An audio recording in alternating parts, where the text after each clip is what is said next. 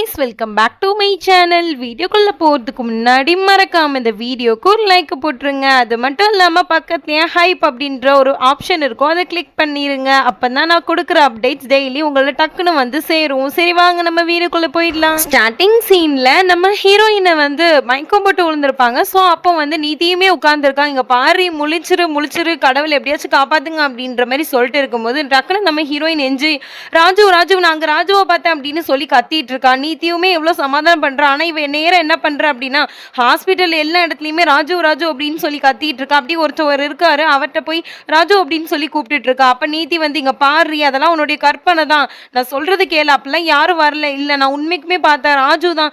சரி என்னை அட்மிட் பண்ணாங்கல்ல, அவங்க பேரை என்னன்னு கேட்கலாம் அப்படின்னு சொல்லிட்டு அந்த ஃபார்மை வாங்கிட்டு இருக்கும்போது நீதி சொல்றேன், இங்க பாரு என் மேல உனக்கு நம்பிக்கை இல்லை அப்படின்னு சொல்லும் போது இந்த ஃபார்மை கூட நம்ம பரி வாங்கல.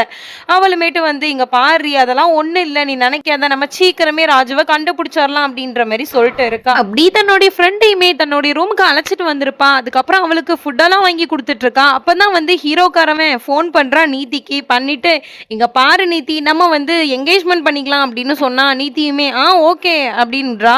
எப்போ பண்ண போறோம் என்ன ஏது அப்படின்னு கேட்கும்போது நம்ம நாளா கழிச்சு நம்ம என்கேஜ்மெண்ட் பண்ணிக்கலாம் அப்படின்ற மாதிரி இதுங்க ஒரு பக்கம் பேசிட்டு இருக்குதுங்க.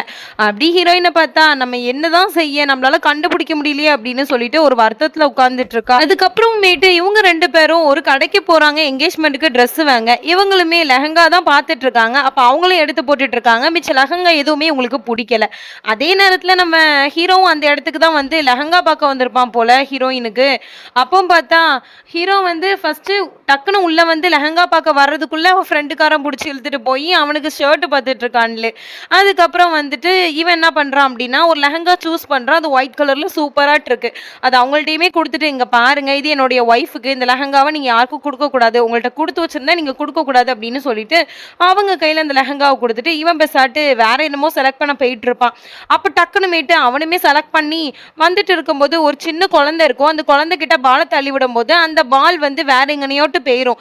அதுக்கு அந்த பிள்ளையுமே அழுதுட்டு அவங்க அம்மா கிட்ட போய் சொல்லிடும். இவங்க அம்மா யார் அப்படின்னா அந்த கவிதா ஆண்டி இருக்காங்கல்ல, அவங்க அந்த இடத்துக்கு தான் வந்திருக்காங்க போல. அப்போமேட்டு பரியும் நீத்தியே என்ன பண்றாங்க அப்படின்னா இவங்க கையில இருக்கிற அந்த லெஹங்காவை பார்த்துட்டு இந்த லெஹங்கா நல்லா இருக்கு அப்படின்னு சொல்லி கேட்கும்போது இதை வந்து ஆல்ரெடி ஒருத்தவங்க செலக்ட் பண்ணி வச்சுட்டாங்க அப்படின்னு சொல்லவும் இங்க பாருங்க நான் வேணா அவங்கள்ட்ட பேசவா அப்படின்னு சொல்லி பரி கேட்கிறா. இல்ல அது அவங்க ஒய்ஃபுக்குன்னு அவங்க சொன்னாங்க அப்படின்ற மாதிரி இவங்க சொல்ல அதுக்கு பரியுமே வந்து நான் பேசி பார்க்குறேன் அப்படின்ற மாதிரி ரொம்ப நேரம் வெயிட் பண்ணிட்டு இருப்பா. அவனுமே அந்த இடத்துக்கு போல.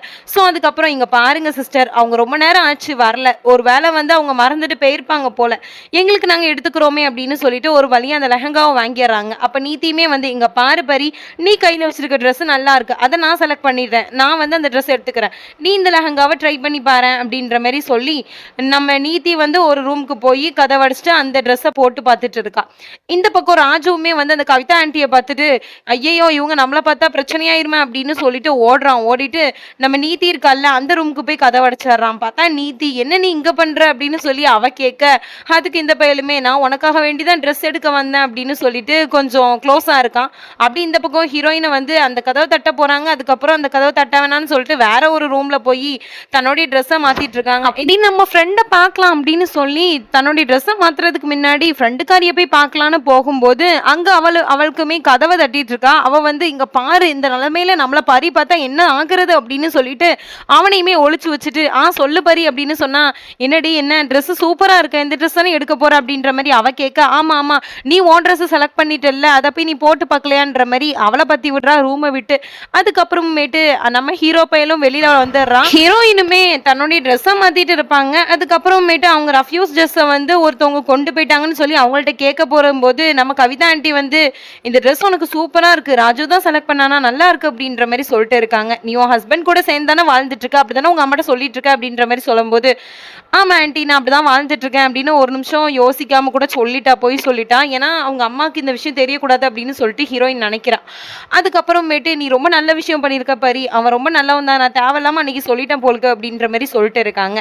அதுக்கப்புறம் நீத்தியுமே பார்த்துட்டு நீத்தி நீ கல்யாணம் நிப்பாட்டிட்டு போனல அந்த பையன் அப்படின்னு சொல்லிட்டு வர்றாங்க.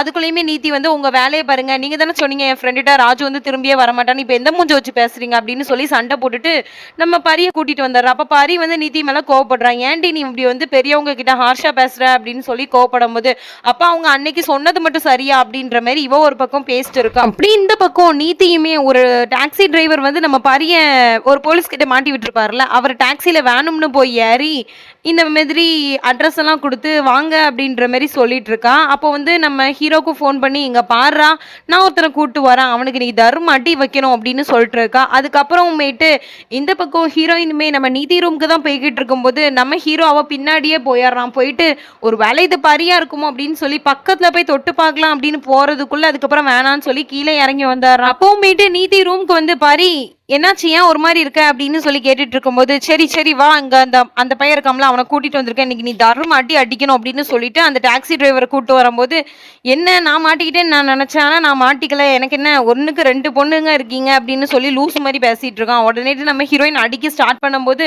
அவன் என்ன பண்ணிடுறான், தப்பிச்சு போறான். அதுக்கப்புறம் நேரா நம்ம ஹீரோ இருக்காப்ல, ஸோ அவர் வந்து அவனை போட்டு அடிக்காப்ல. அதுக்கப்புறமேட்டு ஹீரோ ஒரு ரூம்ல வச்சு லாக் பண்ணிடுறான். இந்த பக்கம் வீட்டுல உள்ள எல்லாருமே வந்து சண்டிகாருக்கு கிளம்பிட்டு இருக்காங்க பரிய பாக்குறதுக்கு. அப்ப சித்திகாரிக்கு பயமா இருக்கு, இருந்தாலும் இவங்க எல்லாருமே கார்ல வந்து கிளம்பிட்டாங்க பரிய பார்க்க.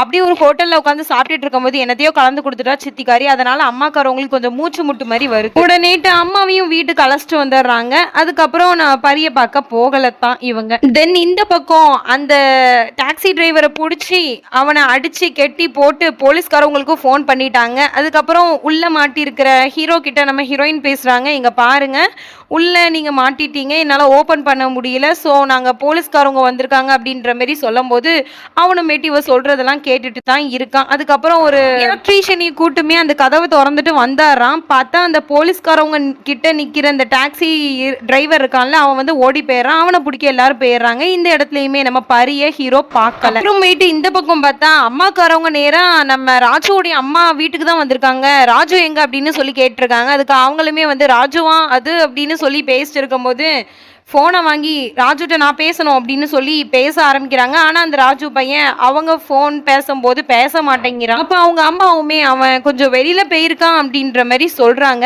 ஆனால் இவங்களுக்கு எந்த டவுட்டுமே வரல, பாரு இங்கே தான் இருக்கா அப்படின்னு நினச்சிட்டு அவங்களுமே ராஜு நம்பரை மட்டும் வாங்கிட்டு போயிடுறாங்க. அதுக்கப்புறமேட்டு நீதி வந்து விக்ரம்க்கு ஃபோன் பண்ணியிருப்பா. ஸோ நீலாம் ஒரு அண்ணனா இப்படி வந்து பண்ணிட்டியா, உன் தங்கச்சி இப்படி ஒரு சுச்சுவேஷனில் விட்டுட்டு போயிட்டியா அப்படின்னு சொல்லி கேட்கும்போது அவனுக்கும் அப்போ தான் உண்மையே புரியுது. தன்னுடைய அம்மாட்ட வந்து கேட்கும்போது அம்மாக்காரி எல்லாம் உண்மையை சொல்லிடுறான். ஸோ பரியோடைய அம்மாவுக்கு ரொம்பவே கஷ்டமா இருக்கு, எப்படியாச்சும் தன்னுடைய பொண்ணை பார்க்கணும் அப்படின்னு சொல்லி ரொம்ப தவிச்சிட்டு இருக்காங்க. நீதி வீட்டில் தான் பொண்ணு இருக்கா அப்படின்றது தெரிஞ்சிருச்சு. அப்போ விக்ரம் சொல்றான், நான் இந்த மாதிரி என்னுடைய கடமையை நானே முடிக்கேன், நான் போய் பரிய கூப்பிட்டுட்டு ராஜு வீட்டுக்கு போறேன், அட்ரஸ் தான் நம்ம கையில இருக்குல்ல அப்படின்னு சொல்லிட்டு நேரா நம்ம நீதி வீட்டுக்கு வந்திருக்கான். அந்த நாள் தான் நீதிக்கு என்கேஜ்மெண்ட்டும் கூட. ஸோ அப்போ வந்து விக்ரம் சொல்றான், நான் இந்த மாதிரி ராஜு வீட்டுக்கு நான் பரிய கூட்டிட்டு போறேன் அப்படின்னு சொல்லும்போது ஃபர்ஸ்ட் நீதி தடுக்கிறா. அதுக்கப்புறம் சரி போயிட்டு வாங்க அப்படின்னு சொல்லி அனுப்பி வைக்கிறா.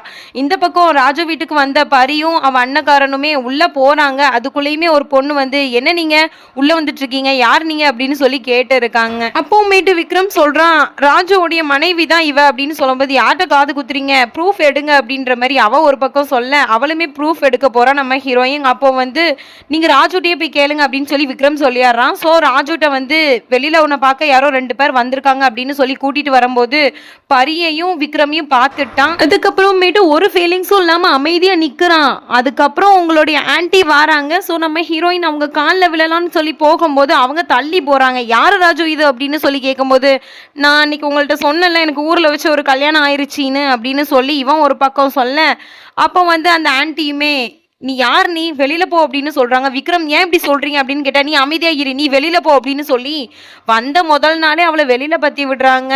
அப்போ இந்த ஹீரோ பையலுமே என் அத்தையை பத்தி உனக்கு தெரியல, இனிமே தாண்டி உனக்கு இருக்கு அப்படின்ற மாதிரி மைண்ட் வாய்ஸ்ல பேசிட்டு இருக்கான். ஆக்சுவலி இவன் பண்றது ரொம்ப பெரிய தப்பு. ஆல்ரெடி ஒரு கல்யாணம் பண்ணிட்டான், கல்யாணம் பண்ணதும் இல்லாம அவளுடைய ஃப்ரெண்டையே கல்யாணம் பண்றதுக்கு துடிக்கிறான். இதுக்கப்புறம் என்ன நடந்துச்சு நீங்க பாக்குறதுக்கு நம்ம சேனலை சப்ஸ்கிரைப் பண்ணுங்க. தேங்க்ஸ்.